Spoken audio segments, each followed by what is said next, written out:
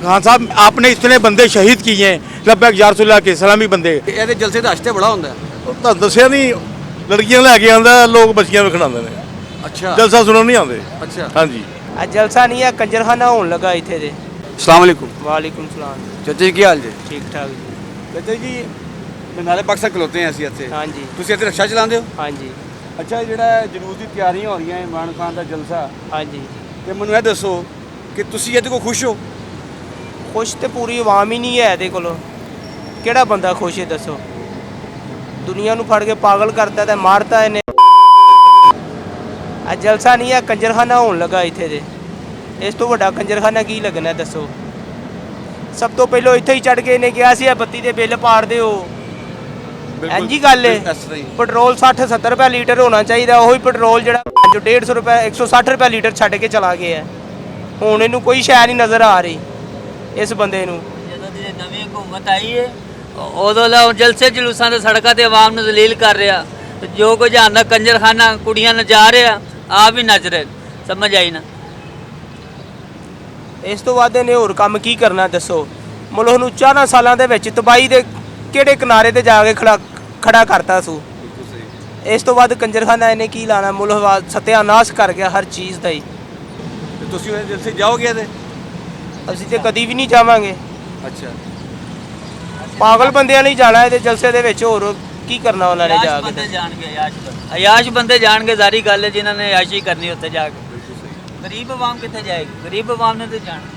ਜਦ ਤੁਸੀਂ ਮੈਨੂੰ ਇਹ ਦੱਸੋ ਕਿ ਤੁਸੀਂ ਇਮਰਾਨ ਖਾਨ ਦਾ ਜਲਸਾ ਦੇਖਣ ਆਏ ਹੋ ਕਿ 21 ਤਰੀਕ ਨੂੰ ਜਲਸਾ ਹੈ, ਤੁਸੀਂ ਤੇ ਆਓਗੇ? ਨਹੀਂ ਸਰ, ਮੈਂ ਤਾਂ ਨਹੀਂ ਆਵਾਂਗਾ ਜਲਸੇ ਤੇ। ਮੈਂ ਤਾਂ ਵੈਸੇ ਤਾਂ ਲੰਘ ਰਿਹਾ ਸੀ ਤੇ ਮੈਂ ਖੜਾ ਹੋ ਗਿਆ ਤੁਹਾਨੂੰ ਦੇਖ ਕੇ, ਬਸ ਮੈਂ ਜਲਸੇ ਤੇ ਨਹੀਂ ਆ ਸਕਦਾ ਹੈਗਾ।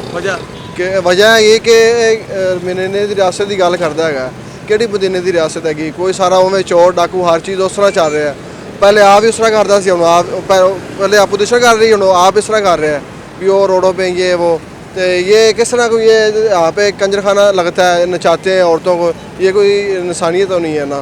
असल इंसानियत तो है ये दीन तक पे आए। मदीने की रियासत की बात करता है, मदीने की रियासत दिखाएँ कहाँ आएगी? ये मदीने की रियासत तो नहीं नज़र आती। पिछले रमज़ान में जिस तरह इसने किया था तरीक़े लब्बैई के ऊपर जुल्म किया था, वैसे ही हो रहा है। अल्लाह ताला बेनियाज है, वो करने वाला है। जो अल्लाह ताला चाहता है वो ही होता है। तो उसके साथ वो ही हो रहा है जो इसने पिछले साल किया था, अब इसके साथ हो रहा है। इस तरह होना चाहिए, किस तरह ये लोग करते हैं उस तरह फिर बनना ही पड़ेगा। ਇਹਨੇ ਆ ਕੇ ਨਹੀਂ ਮਹਿੰਗਾਈ ਕਰ ਦਿੱਤੀ, ਗਰੀਬ ਦਾ ਖਾਣਾ ਖਰਾਬ ਕਰ ਦਿੱਤਾ, ਚੰਗਾ ਬੋਲਾ ਬੰਦਿਆਂ ਨੂੰ ਮਾਰ ਦਿੱਤਾ ਇਹਨੇ। ਹੈ ਗਰੀਬ ਆਦਮੀ, ਕੰਪਨੀਆਂ ਤਨਖਾਹਾਂ ਵਧਾਈਆਂ ਨਹੀਂ, ਕੰਮ ਕਰਕੇ ਥੱਕ ਜਾਂਦੇ ਆ, ਇਹਨੀ ਤਨਖਾਹ ਕੋਈ ਨਹੀਂ। ਕਿੰਨੇ ਮਹਿੰਗਾਈ ਦਾ ਵਧਾ ਦਿੱਤੀ ਇਹਨੇ? ਪਤਾ ਨਹੀਂ ਕਿੰਨੀ ਆਪ ਲੁੱਟ ਕੇ ਜਾ ਰਿਹਾ। ਕਿੱਧਰ ਜਾਣਾ ਇਹਨੇ ਮਰਨਾ। ਕਿਨੇ ਮੰਨਣਾ? ਇਹਨੇ ਫੋਟੋ ਕਿਹਦੀ ਹੈ? ਇਹਦੀ ਕੀ ਨਾਂ ਹੁੰਦਾ, ਵਜ਼ੀਰ ਆਜ਼ਮ ਕੀ ਨਾਂ ਆਉਂਦਾ, ਇਮਰਾਨ ਖਾਨ।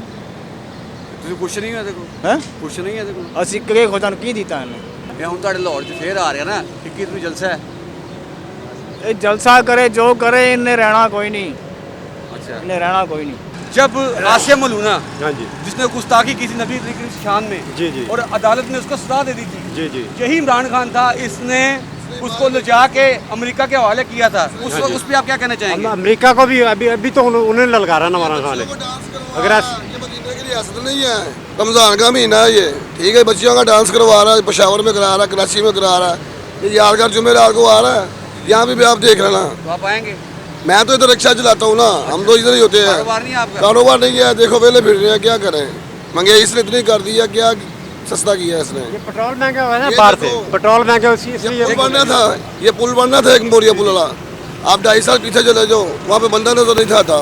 इसने क्या किया 2.5 साल में? वाम को जलील किया, इतना जलील किया। ये देखो ये लोगों ने फाड़ा ही हुआ ना इसको, क्या किया हुआ है? बैनर फाड़ा ही हुआ है इसका, इसको भी शर्म नहीं आती है। मदीने की रियासत, क्या मदीने की रियासत की है इसने? मुझे बताए, बच्चों को डांस करवा रहा है, ये सारा कुछ करवा रहा है, पेशावर में करा रहा है, कराची में करा रहा है। आप इसको मदीने की रियासत नजर नहीं आ रही है? अच्छा यही दिन थे रमजान के, आपको जी। याद होगा जब तरीके लबैक ने बंदे मरवाए थे, इसने मरवाए थे ना। किसके भला? ये तरीके लबैक के इस एक अहले सुन्नत जमात के जी। लोग थे, तो काफ़ी ये अगर बरावल बटो लॉन्ग मार्च ना निकालता तो उसने फिर लॉकडाउन लगा देना था। अब ये जलसा जुलूस कर रहा है, अब लॉकडाउन कोई नहीं है, अब कोरोना कोई नहीं है।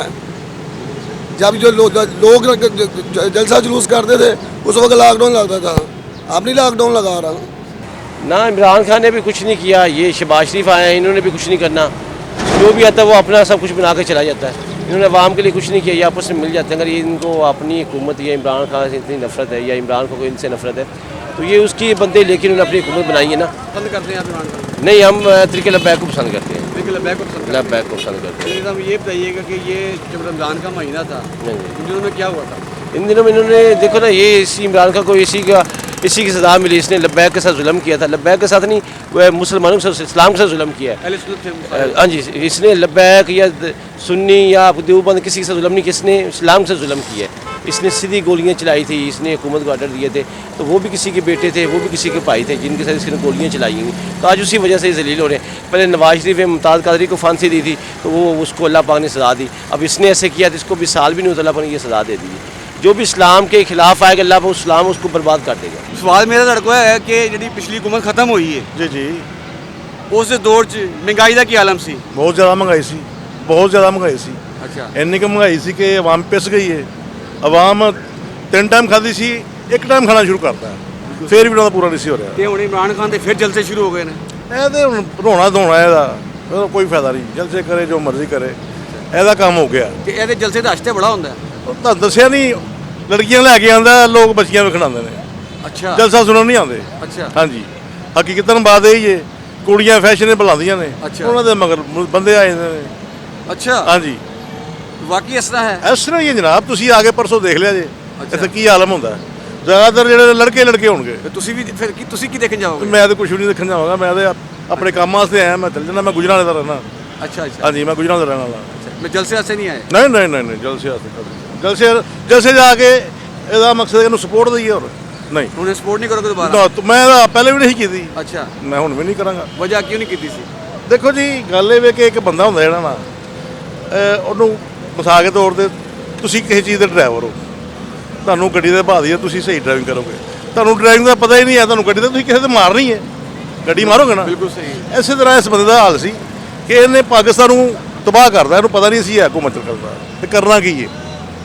ਅਨਾੜੀ ਸੀ, ਉਜਾੜ ਗਿਆ ਪਾਕਿਸਤਾਨ ਨੂੰ, ਤਬਾਹ ਕਰ ਗਿਆ। ਅੱਛਾ, ਜਿਹੜਾ ਬੰਦਾ ਕਾਰੋਬਾਰੀ ਸੀ ਜ਼ੀਰੋ ਹੋ ਇਹ ਗਿਆ। ਤੇ ਕਹਿੰਦਾ ਜੀ ਉਹ ਮੈਨੂੰ ਜ਼ਬਰਦਸਤੀ ਲਾਇਆ ਗਿਆ ਹੈ, ਪੂਰਾ ਆਈਨ ਨੂੰ ਤੋੜਨ ਲੱਗਾ ਸੀ। ਠੀਕ ਹੈ, ਹਾਂਜੀ। ਇਹ ਅਗਰ ਨਾ ਲਾਉਂਦੇ ਤੇ ਇਹਨੇ ਆਈਨ ਨੂੰ ਤੋੜਨਾ ਸੀ, ਤੋੜ ਦੇਣਾ ਸੀ। ਹਾਂਜੀ। ਤੇ ਜਿਹੜੇ ਅਦਾਰੇ सुप्रीम कोर्ट की इन्हें बेरुमती करनी सी। इमरान खान का कहना है कि आज़ादी पसंद है या गुलामी पसंद है। वो कहता है कि अमेरिका को मैंने ना कहा, मना किया, इसी वजह से जो है ना ये इक़्तिदार छीन लिया गया। क्या ऐसा ही है? ये तो बात दरअसल ये है कि ये तो हमारे इमरान खान साहब कह रहे हैं ना कि अमेरिका को मैंने ना कहा है तो उसने इक़्तिदार छीन लिया है।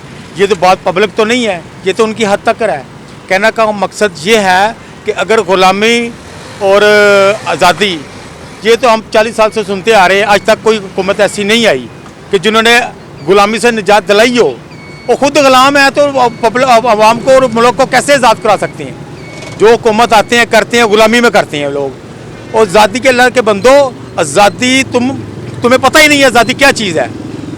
आज़ादी जिन्होंने मुल्क आज़ाद करा दिया ना, कायद मोहम्मद अली जिन्ना ने, उनसे पूछो किस तरह ये और किस तरह माओ की गोदें उजड़ी हैं, किस तरह लोगों के घर बर्बाद हुए हैं, किस तरह कारोबार तबाह हुए हैं, किस तरह कुर्बानियाँ दी गई हैं, किस तरह जानें कुर्बान की गई हैं। तुम महमदी का नाम लेके, इस्लामी नाम लेकर हुकूमतें कर रहे हो, अवाम को बेवकूफ़ बना दिया हुआ है।